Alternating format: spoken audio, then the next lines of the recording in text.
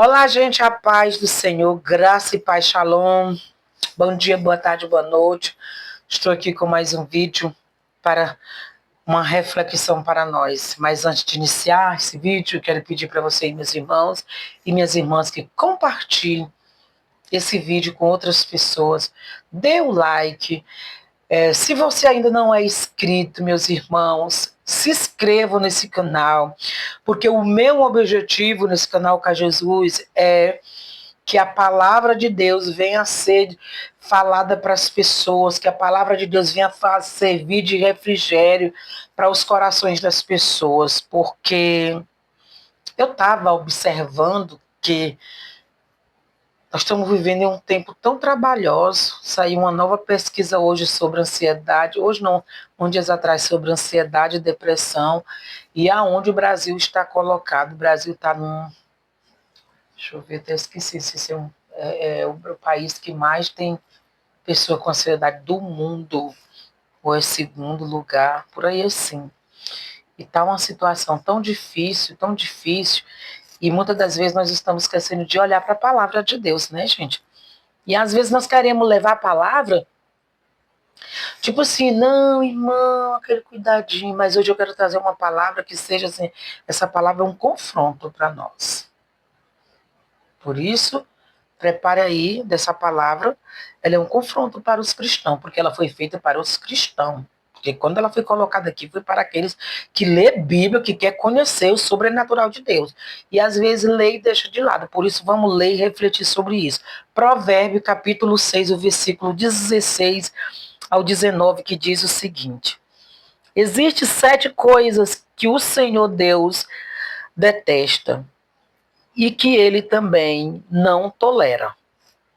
Qual é uma delas? A primeira dela, olhar orgulhoso. O que é um olhar orgulhoso? Pessoas que olham assim, aquele olhar, olha assim para o outro com aquele jeito assim, tipo se menosprezando, achando que ele é melhor do que o outro.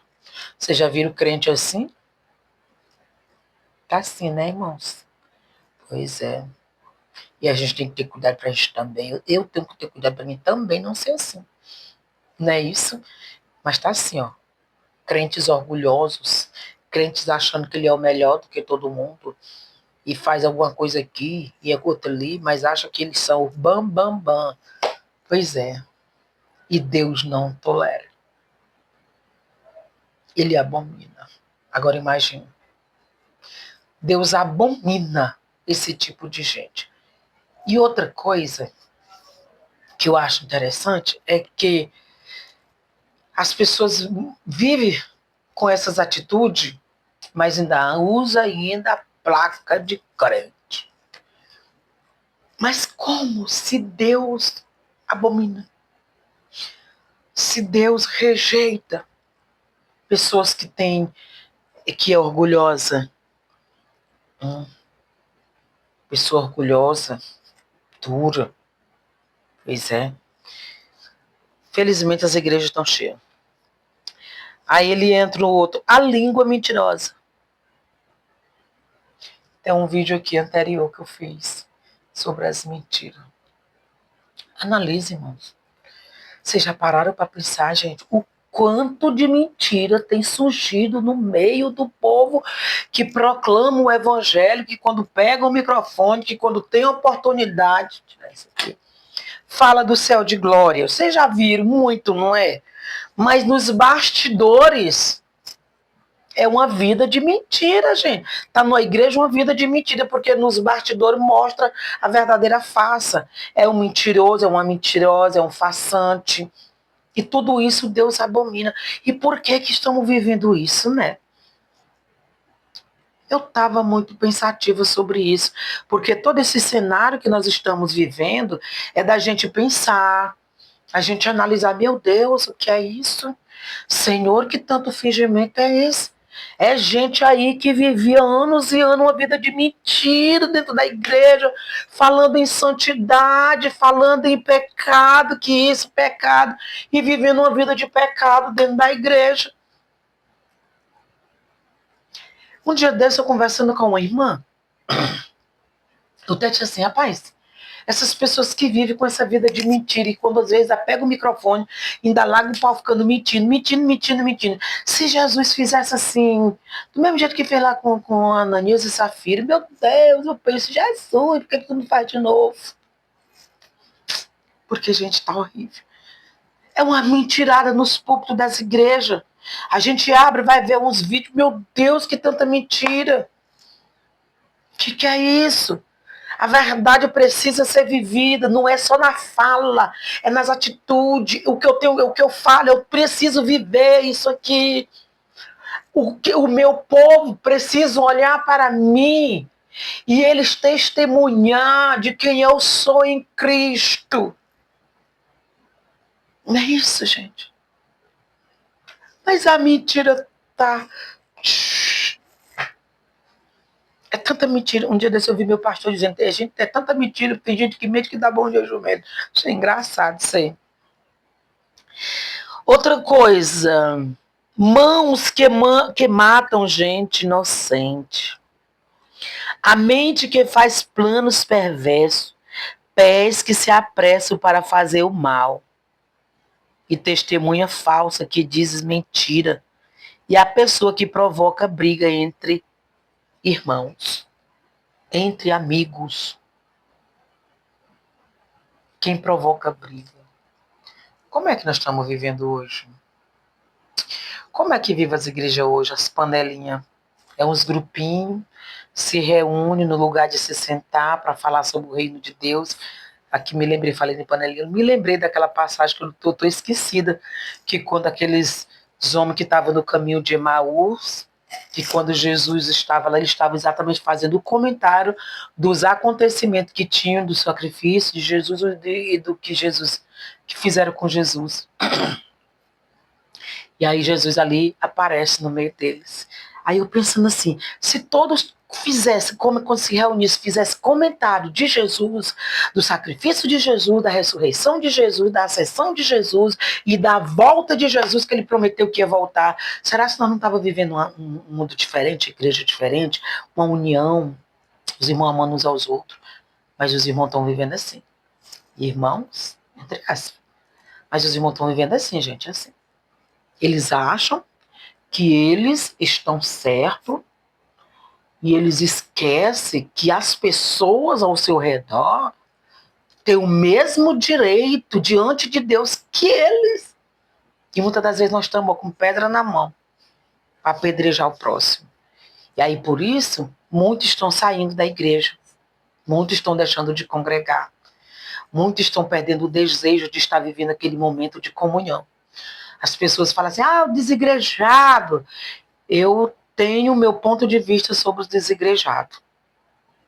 Assim, às vezes a gente pode observar que eles podem estar certo ou em certo ponto podem não estar. Porque tem muitos que deixam de ir para a igreja porque são ruins mesmo. Querem ser perfeitos e procuram uma igreja perfeita. Só que tem outros que saíram porque são feridos. E diz, como eu já vi comentar aqui nos meus vídeos, que fica melhor quando está fora da igreja. Quando lembra de voltar para a igreja, se sente mal. Porque existe gente lá só para detonar. Não é isso? Eu vi um vídeo essa semana de um pastor muito famoso, ele falando de pais que estão se sentindo culpados por ter criado seus filhos nos caminhos do Senhor e quando eles cresceram, eles fizeram as suas escolhas e os pais estão envergonhados. Eu vou dizer bem que o meu ponto de vista, certo que tem muitos pais desse jeito, só que tem pais que não. Eu tenho a minha consciência tranquila que eu criei meus filhos fazendo devocional, culto doméstico, todo dia, até os 18 anos. Aí eles ficaram de maior e fizeram as escolhas deles. Só que as escolhas dos meus filhos foi de não congregar. Aí meus filhos, a gente olha para o meu filho, eu tenho orgulho dos meus filhos, gente. Você não tem noção. Eu olho para o meu filho mais velho, um pai de família top, um esposo top. Tem o meu outro que ainda mora comigo, é um filho top, não congrega, mas é um filho top, um filho que tem cuidado de mim, tem cuidado do pai dele, um que se preocupa com a gente, o que a gente está precisando, ele está ali Sabe aquela coisa, não é aquele filho que vai para a rua fazer isso errado, não. É do trabalho dele para casa e correndo atrás do sonho dele. E isso. O outro que é casado também, o outro, e tem um outro mais novo também que é casado, ó, top, só que eles congrega, né? Mas meus filhos, ó, caráter. Caráter. Você não tem noção, meus filhos são uns homens de caráter. Pois é, mas cresceram tudo na igreja. Mas o que fizeram com eles dentro da igreja, eles não querem saber mais da igreja. Meus filhos foram discriminados. Meus filhos sofreram racismo por ser negro. Meus filhos sofreram racismo por ser pobre. Porque existe isso, irmãos. É por isso que aqui fala que as pessoas fazendo isso com os outros. Meus filhos sofreram demais dentro da igreja. Meus filhos sofreram.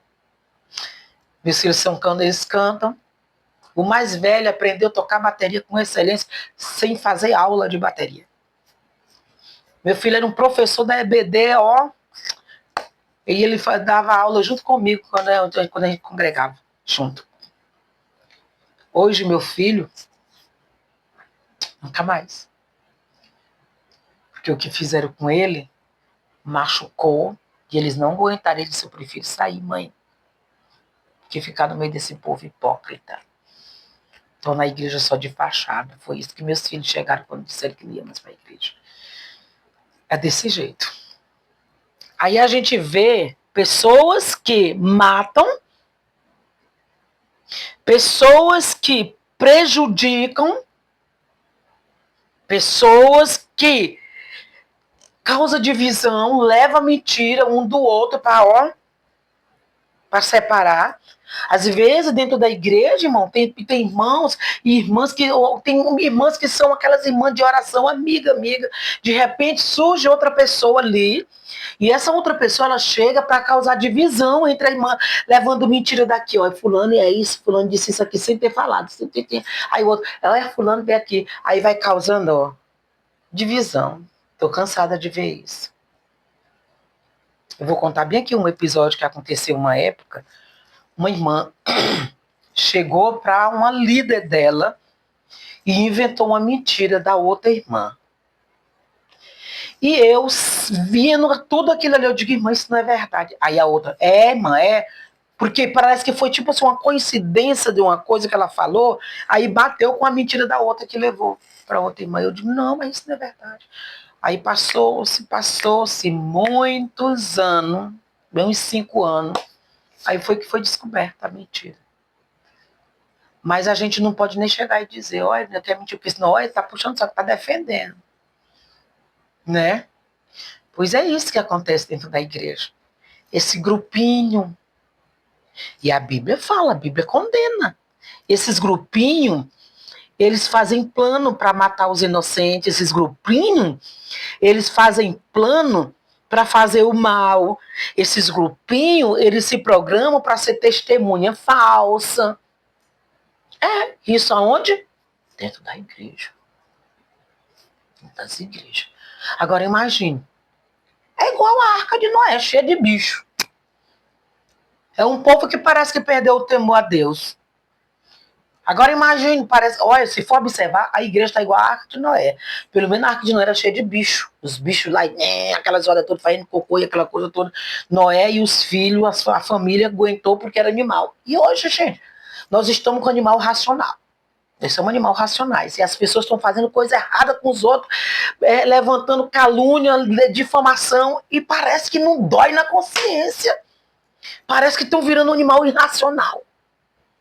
Vocês já pararam para pensar? Olha só, quem tem intimidade com Deus, profundo, é que permanece na igreja esses últimos tempos.